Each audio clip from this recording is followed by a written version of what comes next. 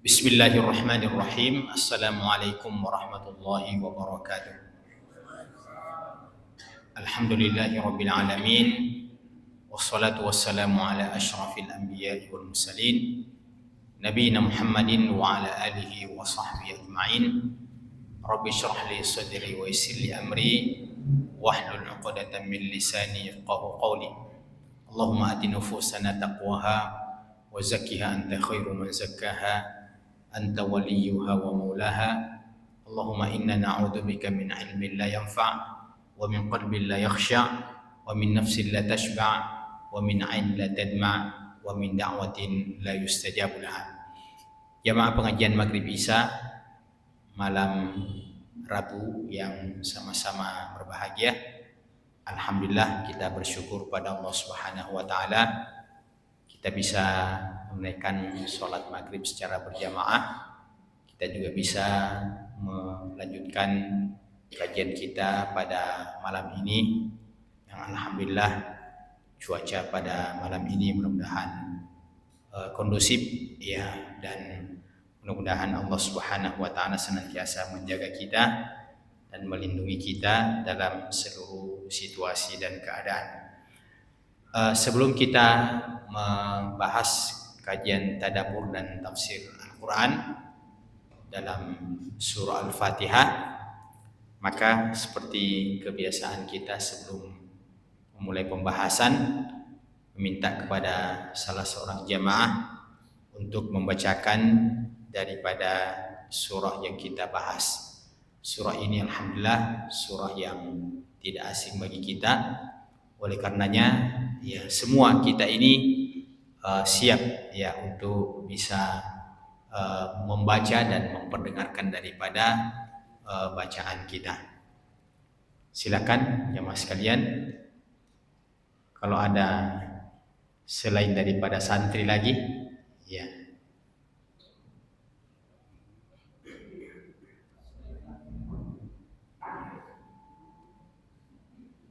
Ya, silakan.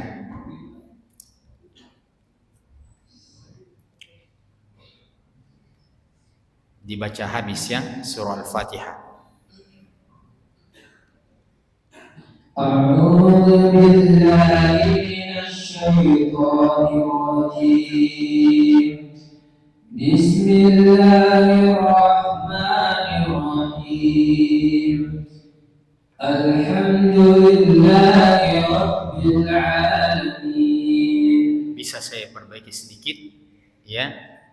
Jadi alhamdulillahi, bukan alhamdulillahi, alhamdulillahi. Jadi hanya itu harus betul-betul sempurna kasranya ya. Jadi alhamdulillahi, bukan alhamdulillahi ya. Bisa? Ya. Alhamdulillahi rabbil alamin. Lanjut. Ar-Rahmanir Rahim. Maliki yaumiddin. Iyyaka na'budu wa iyyaka nasta'in. Ihdinas siratal mustaqim. Siratal ladzina an'amta 'alaihim ghairil maghdubi 'alaihim waladdallin. Amin. Ada terjemahannya di situ? Iya, bisa dibaca terjemahannya. Dengan nama Allah yang Maha Pengasih, Maha Penyayang. Segala puji bagi Allah, Tuhan seluruh alam, yang Maha Pengasih, Maha Penyayang, pemilik hari pembalasan. Hanya kepada Engkaulah kami menyembah, dan hanya kepada Engkaulah kami memohon pertolongan. Tunjukilah kami jalan yang lurus, yaitu jalan orang-orang yang telah Engkau beri nikmat kepadanya, bukan jalan mereka yang dimurkai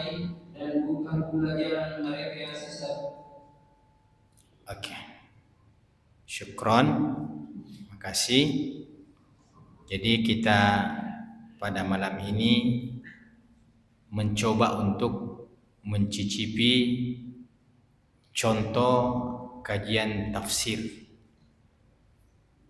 Kalau selama ini banyak-banyak kajian-kajian tadabbur, perenungan-perenungan, kadang-kadang kita mengambil dari hasil inspirasi-inspirasi kita yang kita kaitkan dengan kehidupan keseharian kita.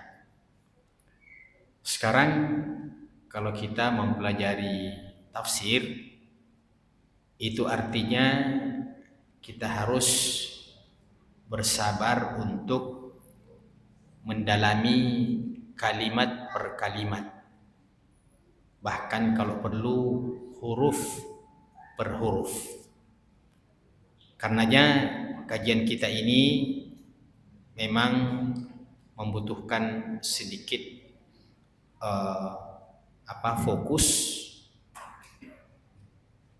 agar supaya apa yang kita bahas ini bisa nyambung insya Allah. Karena membahas tafsir itu biasanya sedikit tidak seperti bahasa ceramah, ya. Dia membutuhkan sedikit fokus kesungguhan karena kita akan mendalami. Baik, kita akan mencicipi ayat yang pertama, yaitu kalimat basmalah. Jadi kita tidak akan membahas lagi tentang bagaimana kedudukan basmalah dalam surah Al-Fatihah. Kita langsung masuk dalam pembahasannya dan menguatkan, memilih pendapat bahwa basmalah bahagian daripada ayat-ayat Al-Fatihah. Allah Subhanahu wa taala mengawali surah ini dengan ayat yang pertama, Bismillahirrahmanirrahim. Bismi dengan nama. Itu sebenarnya bismi, di situ ada alif yang berada antara ba dengan sin. Sebenarnya ada alif di situ yang berada antara ba dengan sin. Apa dalilnya? Apa indikasinya? Karena kalau ba itu dihilangkan di depannya, kan bi itu artinya dengan. Bismi dengan nama. Bismi dengan nama. Nah, ternyata bismi itu terdiri dari dua kalimat. Yang pertama, kalimat yang pertama yang hanya satu huruf, yaitu huruf ba. Namanya ini harfu jar kalau di dalam grammar bahasa Arab. Kalau ba-nya dipisahkan dengan sinnya, dengan mimnya, yang namanya sukun, huruf sukun itu tidak bisa bunyi terkecuali ada huruf bantu di depannya. Ya, jadi setiap huruf sukun,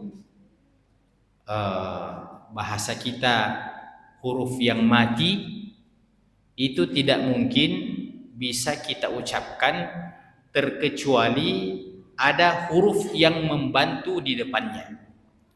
Contohnya adalah bismi. Maka sin itu berhuruf sukun, berbaris sukun. Tidak mungkin kalau dia dipisahkan dengan ba, tidak mungkin kita bisa membaca smun. Tidak mungkin kita bisa baca smi, tidak mungkin. Maka huruf apa yang ada di situ yang tidak terlihat, yaitu huruf hamzah. Huruf hamzah atau biasa juga kita istilahkan huruf alif. Kalau dihilangkan huruf ba, kemudian ditambah huruf yang membantu untuk membunyikan itu sin sukun, maka kita akan membaca ismi. Jadi asalnya itu adalah bi ismi. Ya, asalnya itu adalah bi ismi. Tapi karena sebelum hamzah itu ada ba, maka bunyi daripada hamzah ini menjadi tidak terdengar, bismi. Asalnya adalah bi ismi. Ya. Saya kasih contoh lagi yang kedua. Dalam surah Sabbih.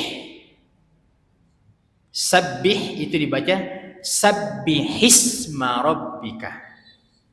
Asalnya itu sabbih isma rabbika. Sabbih isma rabbika. Tapi kalau disambung sabbihisma rabbika. Tidak lagi sabbih isma rabbika. Iya. Tapi ada perbedaan cara penulisan antara bismi dengan sabbihismi. Iya. Kalau dalam bismi itu tidak perlu lagi ada huruf alif kayak tongkat ke atas, tidak perlu lagi. Sementara kalau sabbihismi itu tetap ada alif di situ. Antara ha dengan sin, itu ada alif, ya, yang berdiri di situ. Itu namanya hamzah wasal. Hamzah wasal itu adalah hamzah yang ketika ada huruf di depannya dia menjadi tidak terbaca kalau disambung. Dia menjadi tidak terbaca kalau disambung. Kenapa dalam bismi itu tidak ada lagi alifnya, tidak ada lagi hamzahnya? Kata para ulama kaligrafi, itu karena seringnya bismillahirrahmanirrahim itu ditulis. Karena seringnya bismillahirrahmanirrahim itu tulis. Paling sering ditulis. Karena kita ini memang dianjurkan untuk selalu membaca ayat ini setiap memulai satu pekerjaan yang baik. Dalam hadis disebutkan kullu amalin la yubda'u bi bismillahi fahuwa aqta. Setiap perbuatan baik yang tidak dimulai dengan basmalah, maka itu terputus keberkahannya. Jadi setiap kita mau melakukan apa saja, kita baca bismillah. Makanya dalam penulisannya hilang huruf hamzahnya itu karena terlalu seringnya dia ditulis. Adapun pada contoh sabbihisma rabbika yang asalnya juga sabbih isma rabbika, tetap dituliskan alif di situ antara ha dengan sin karena penulisannya dan membacanya tidak sesering bismi, tidak sesering bismillahirrahmanirrahim. Bismillah dengan nama Allah, dengan nama Allah. Apa sebenarnya pengertiannya ketika kita mengatakan dengan nama Allah? Dengan nama Allah. Pengertian daripada ketika kita mengatakan dengan nama Allah, artinya aku memulai dengan mengatasnamakan Allah Subhanahu wa ta'ala. Jadi aku memulai dengan mengatasnamakan Allah Subhanahu wa ta'ala. Maksudnya memulai apa? Maksudnya memulai pekerjaan apa saja. Maksudnya memulai dengan pekerjaan apa saja. Jadi sebenarnya setiap kita memulai pekerjaan yang baik dan dimulai dengan basmalah, itu pada dasarnya sebenarnya tidak ada teorinya kita bisa melenceng. Tidak ada jalannya untuk kita bisa tergelincir, karena dari awal kita melakukan pekerjaan itu mengatasnamakan Allah Subhanahu wa ta'ala. Ketika suatu pekerjaan mengatasnamakan Allah Subhanahu wa ta'ala, maka innallaha thayyibun la yaqbalu illa thayyiban. Innallaha thayyibun la yaqbalu illa thayyiban. Sesungguhnya Allah itu adalah zat yang maha baik dan tidak menerima kecuali yang baik-baik pula. Maksudnya basmalah ini adalah lafaz zikir yang sama sekali tidak cocok disandingkan dengan pekerjaan-pekerjaan yang buruk. Oleh karena itu, kalau ada orang yang bertanya, bagaimana hukumnya kalau orang mau pergi mencuri? Apa yang dibaca-baca? Iya, tidak perlu membaca basmalah, karena basmalah adalah salah satu nama Allah Subhanahu wa ta'ala yang thayyib dan tidak menerima kecuali yang baik-baik. Jadi itu bertentangan antara basmalah dengan pekerjaan yang tidak baik. Adapun ketika kita makan, ketika kita minum, memang merupakan perintah. Wa kulu washrabu, makan dan minumlah, wala tusrifu, dan janganlah ya berlebih-lebihan. Jadi apa saja? Iya, saya mau tanya sekalian, jamaah sekalian. Kira-kira apa yang kita baca kalau kita mau merokok? Ini pertanyaan ini. Kira-kira apa yang kita mau baca kalau kita mau merokok? Tadi kan mencuri jelas tidak perlu membaca basmalah. Ya tergantung pandangan kita. Kalau kita anggap merokok itu adalah bahagian daripada pekerjaan baik, ya mestinya baca basmalah. Tapi ternyata penjual rokok juga mengatakan rokok itu tidak bagus. Produsen juga mengatakan begitu. Kenapa dia banyak laku? Karena penjualnya jujur. Ternyata barang yang tidak bagus, yang penting punya jujur, itu ternyata bisa laku juga, Pak. Ya, apalagi kalau barang yang baik. Jadi saya tidak lanjutkan itu, Pak. Silahkan jadi PR kita sendiri di rumah masing-masing.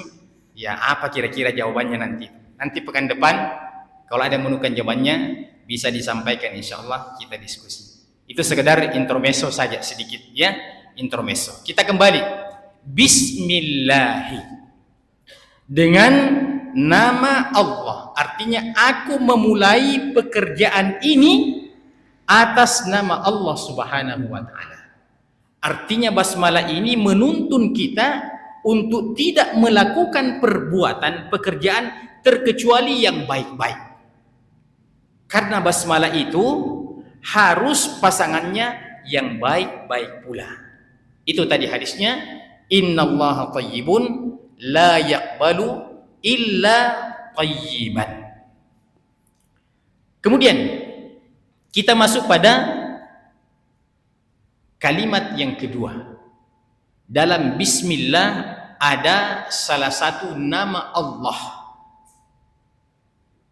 namanya lafzul jalalah. Jadi Allah itu adalah lafzul jalalah, lafaz yang paling agung. Jadi al-jalalah itu yang agung, yang mulia.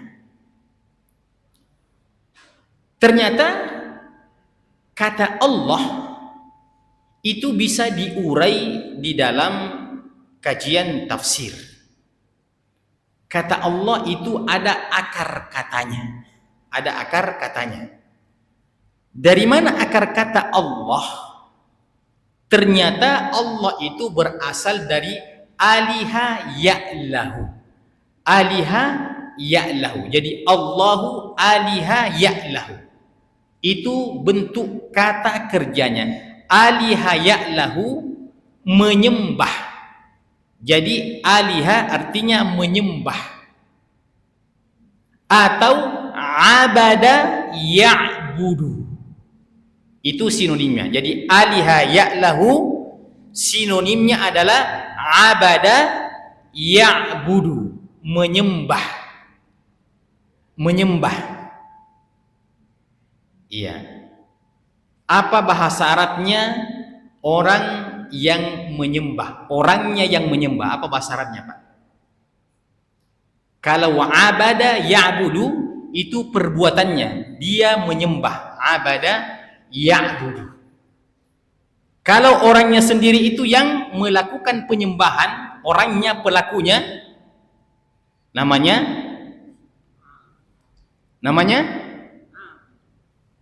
abdun. Namanya abdun. Bisa juga abidun, tapi kita kembalikan ke masdar dulu. Namanya abdun. Abdun. Maka kalau kita sandingkan dengan Abdullah, artinya hamba Allah. Jadi ternyata abada ya'budu abdun, itu yang melakukan penyembahan itu namanya abdun. Tergantung siapa yang menjadi sembahannya. Kalau yang menjadi sembahannya adalah Allah, maka dikatakan Abdullah. Abdullah. Iya. Apa bahasa Arabnya uang, Pak? Apa bahasa Arabnya uang? Fulus. Jadi kalau hamba uang, Abdul Fulus. Namanya Abdul Fulus. Tergantung. Jadi bahasa Arab itu tergantung kita mau sambungkan dengan apa. Kalau dia mau menjadi hambanya dunia, namanya Abdud Dunya, hambanya dunia, hambanya dunia.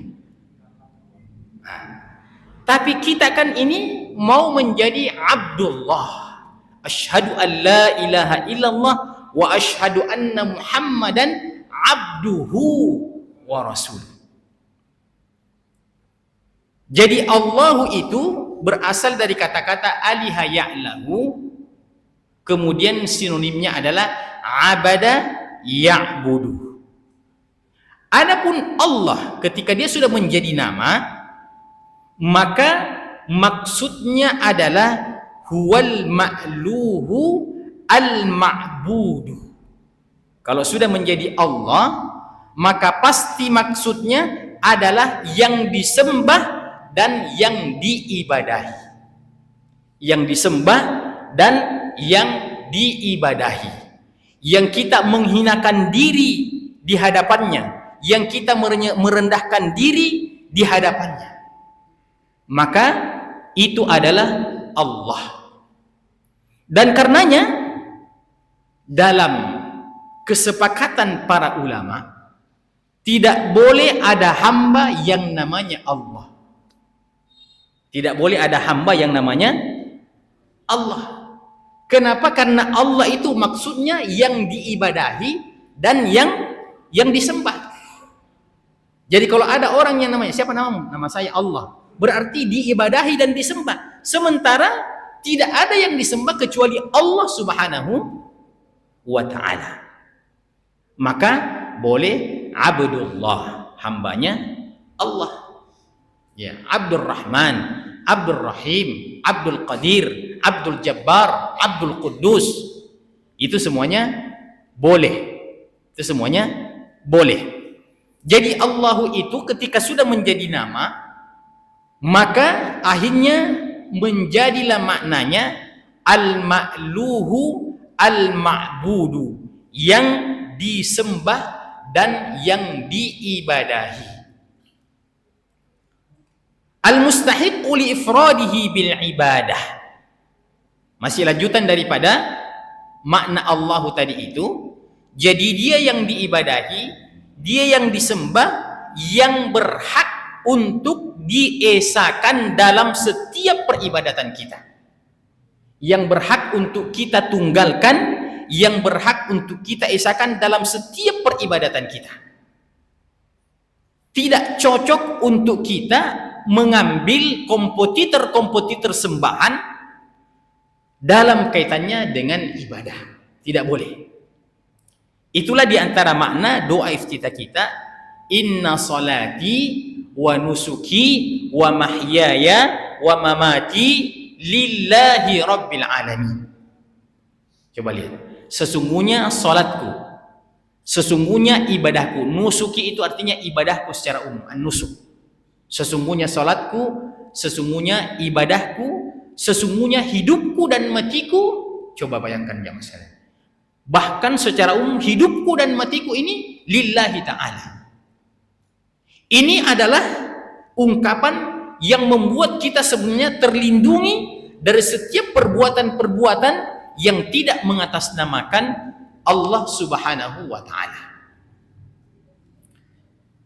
Kenapa Allah Subhanahu wa ta'ala berhak untuk diesakan dalam peribadatan-peribadatan kita? Karena ittasafa bihi sifatul uluhiyah. Dia berhak untuk diesakan dalam peribadatan karena memang Allah Subhanahu wa ta'ala itu memiliki sifat-sifat ketuhanan.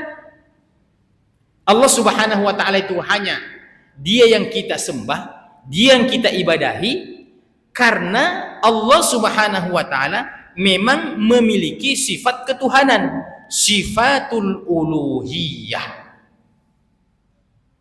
Apa di antara contoh sifatul uluhiyah?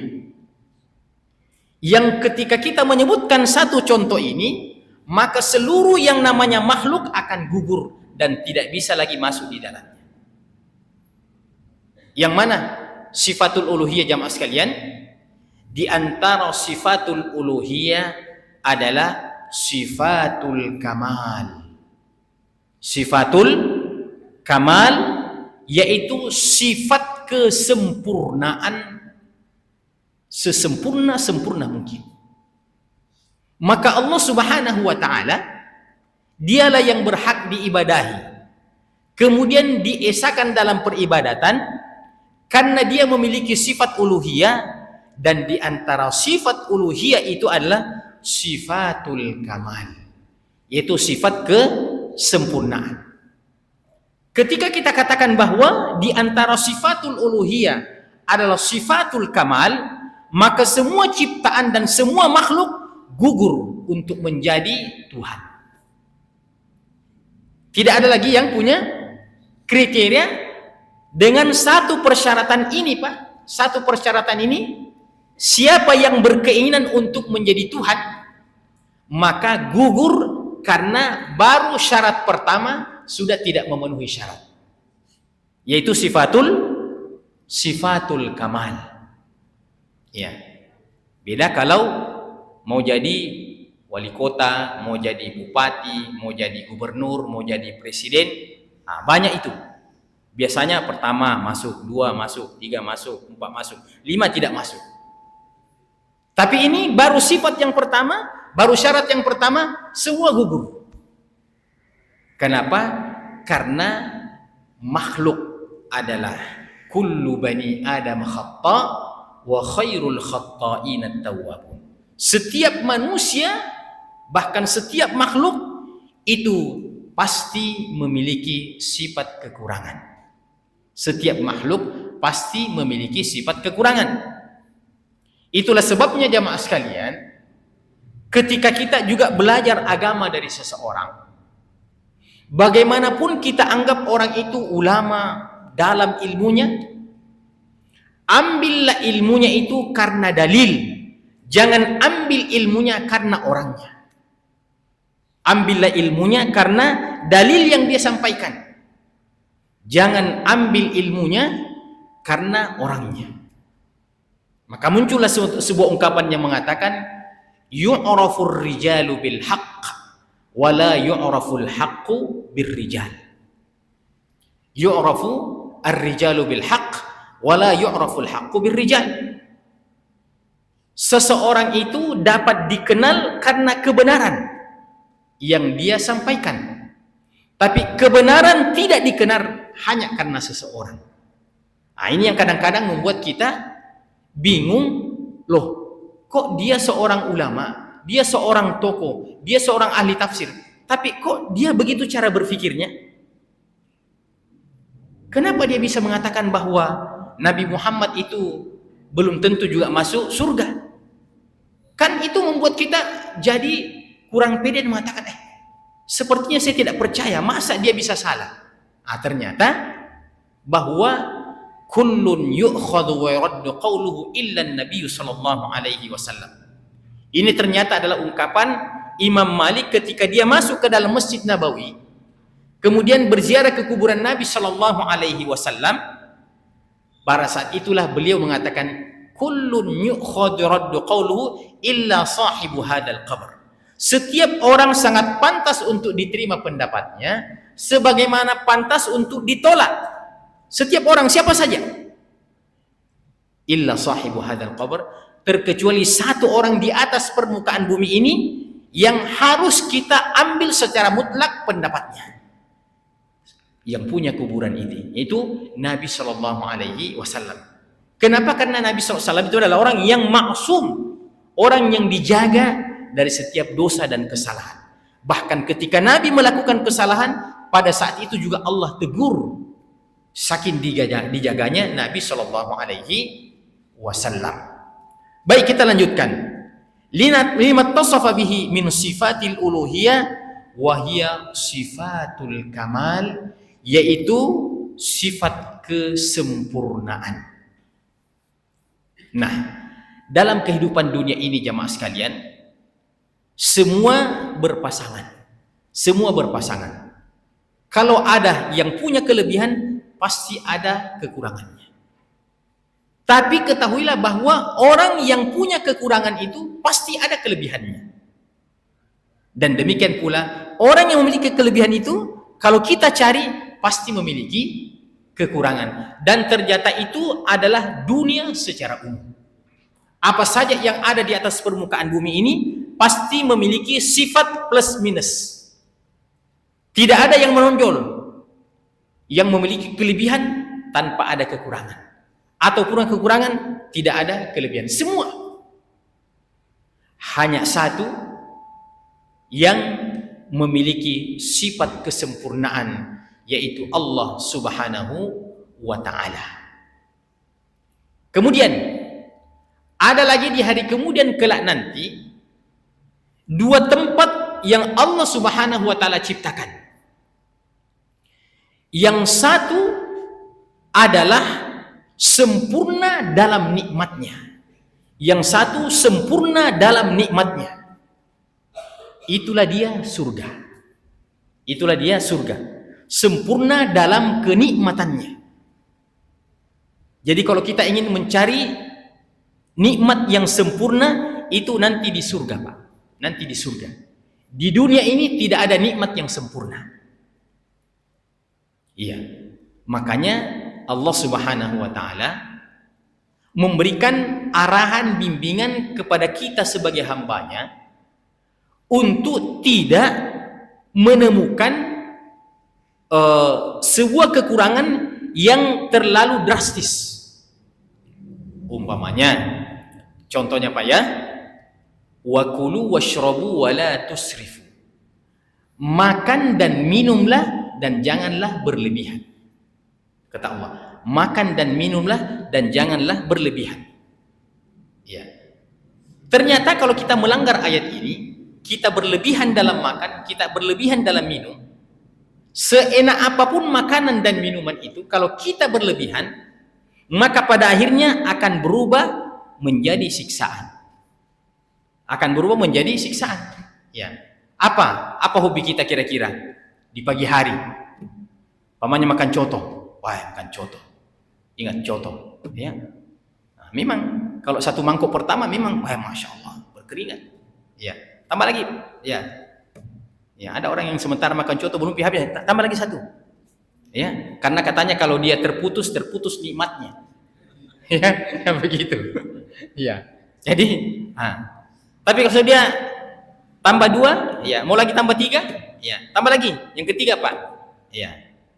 Kalau orang biasa-biasa seperti saya, ya, itu pasti akan sudah mulai berkurang nikmatnya. Kalau tambah 4 mangkok, Pak, menyesal kata dia 4 mangkok ku makan. Andaikan 2 mangkok saja, enak-enak perasaanku. Ya, berubah menjadi siksaan, Pak. Iya, nikmat berubah menjadi kesengsaraan. Makanya Allah, agar supaya kita menikmati nikmatnya itu, Allah menyuruh kita pertengahan, makan dan minum. Ya, ini sekedar saya berteori, Pak. Saya sendiri belum mengamalkan secara sempurna. Ya, jadi katanya makan dan minum itu letak nikmatnya adalah berhenti sebelum kenyang. Di sini yang paling susah ini, Pak. Berhenti sebelum kenyang. Masya Allah. Ada di sini bapak-bapak yang setiap makan begitu. Pokoknya pada puncak-puncaknya masih mau, sudah. Ya. Makanya paling bagus itu, Pak. Ya, ini masukan paling bagus itu kalau kita mau ambil memang satu piring yang kita ukur. Terus kita menjauh memang dari hidangan itu, menjauh. Jangan yang prasmanan begitu, Pak. Wah, itu yang biasanya menyiksa itu, Pak. Iya. Tapi kalau kita disiplin, ambil ya sedikit nasi setengahnya saja, ya ambil beberapa lauk, terus berazam, pokoknya saya tidak akan tambah lagi kalau ini habis. Disitulah kita akan menikmati nikmatnya makanan dan minuman. Ya, tapi saya rasa yang ada di sini baru sebatas teori semuanya, Pak. Ya, atau makanan itu kalau tidak enak, itu baru istilahnya sedikit. Ya, saya juga rata-rata sedikit saya makan, Pak, kalau tidak terlalu enak itu makanan. Dalam hadis Nabi katakan kita itu makan sebenarnya, ini terlalu idealis, ya. Kita itu makan sebenarnya ternyata tujuannya untuk sekedar menegakkan punggung. Jadi yuqimna sulbah, dalam hadis itu yuqimna sulbah. Jadi tujuan makan itu untuk sekedar menegakkan punggung. Jadi kita makan yang penting sudah bisa tegak punggung, ya sudah nih. Sudah selesai itu. Jadi sebenarnya urusan makan minum dalam hidup ini urusan paling sederhana, Pak. Ya, urusan paling sederhana. Tidak perlu kita banting tulang karena yang penting sudah tegak punggung. Kemudian Nabi bilang, wa in kana wala buddah. Kalaupun terpaksa harus melebihi porsi sekedar menegakkan punggung, ini sudah maksimal. Fa thuluthun li ta'amihi wa thuluthun li syarabihi wa thuluthun li nafasihi. Kalau terpaksa harus berlebihan, maka tidak apa-apa untuk makan itu sepertiga. Untuk minum itu sepertiga, sisakan untuk bernapas juga sepertiga. Inilah yang betul-betul diamalkan oleh Nabi SAW selama hidup, sehingga ada riwayat yang menyebutkan Nabi SAW itu pernah dihadiahi seorang dokter pribadi. Tapi selama hidupnya Nabi, dokternya ini nganggur, tidak pernah mengobati Nabi SAW. Itu karena konsepnya dalam makannya itu maksimal sepertiga untuk makan, sepertiga untuk minum, sepertiga untuk bernapas. Andaikan ini yang kita amalkan, Pak, ya, mengeluh ini rumah sakit, Pak, tidak ada yang masuk rumah sakit, ya, tidak masuk rumah sakit. Dan memang faktor penyakit, sumber penyakit yang paling banyak adalah persoalan, ya, makan ini, persoalan makan ini. Kata Ibnu Qayyim dalam salah satu tulisannya, setiap makanan itu banyak macamnya, maka akan timbul pula banyak macam penyakit. Setiap makanan itu banyak macamnya. Kalau sekarang ini, Pak, Masya Allah, luar biasa macam-macamnya itu makanan, Pak. Ya, coba kita ke Pantai Losari, Pak. Ya, beli jagung saja ternyata itu jagung banyak rasanya. Padahal jagung yang kita tahu satu rasanya kan. Masa itu jagung dikasih mentega? Ya, itu tidak nyambung itu. Maka kata Ibnu Qayyim, setiap makanan itu banyak macamnya, maka berpeluang juga akan semakin muncul banyak macam penyakit. Ternyata kita sebutkan dalam hadis Nabi Shallallahu Alaihi Wasallam itu memang makannya sederhana sekali. Yang penting sudah ada artinya, kemudian ada lauknya, ada sayurnya, ya ada buahnya, sudah itu saja. Ya, jadi kalau Nabi SAW tidak mengharamkan banyak lauk, akan tetapi Nabi mencukupkan 1-2 macam saja setelah itu. Makanya Nabi SAW betul-betul sehat selama hidupnya, walaupun punya umur yang 63 tahun saja, tapi betul-betul beliau menikmati yang namanya hidup sehat di kala Nabi SAW itu hidup. Kapan Nabi sakit? Kita dengarkan riwayatnya bahwa Nabi sakit itu betul-betul pada akhir hayatnya, di saat mau wafat meninggal dunia. Demam tinggi, tiba-tiba tidak bisa lagi menjadi imam, digantikan oleh Abu Bakar. Setelah itu ternyata Nabi SAW tidak terlalu lama merasakan yang namanya ketersiksaan dalam kehidupan. Tidak lama Nabi sakit, Pak, beberapa hari saja, terus kembali menghadap kepada Allah Subhanahu wa Ta'ala. Jadi kita kembali jamaah sekalian, Bismillahi itu dengan nama Allah, aku memulai dengan atas nama Allah, dan kemudian Allah itu berasal dari kata aliha, ya'lahu, al-ma'luhu, al-ma'budu, yang disembah, yang diibadahi, yang berhak untuk diesakan dalam peribadatan. Nah, ini penting untuk kita garis bawahi, yang berhak untuk diesakan dalam peribadatan. Makanya pada ayat berikutnya nanti itu tidak cukup na'buduka wa nasta'inu bika, akan tetapi Allah mengajarkan kepada kita iyyaka na'budu wa iyyaka nasta'in, hanya kepadamulah kami menyembah dan hanya kepadamulah kami memohon pertolongan. Tidak cukup kami menyembahmu dan kami mohon pertolongan kepadamu. Karena kalau kami menyembahmu, tidak menutup kemungkinan kami juga menyembah selainmu. Kalau kami memohon pertolongan kepadamu, tidak menutup kemungkinan kami juga memohon pertolongan kepada selainmu.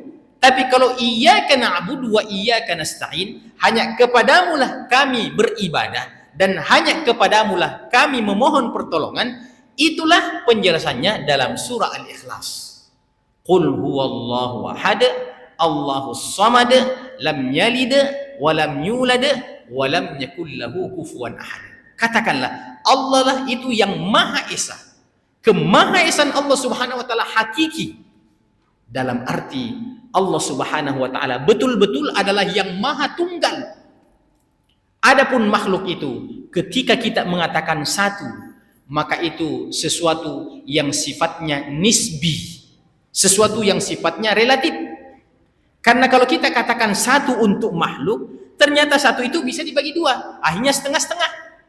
Bahkan satu bisa menjadi sepertiga, bisa menjadi seperempat, bahkan satu bisa menjadi 1/1 juta. Tapi Allah Subhanahu wa taala, makanya Allah mengatakan qul huwallahu ahad, dan tidak mengatakan qul huwallahu wahid. Ada perbedaan antara wahid dengan ahad.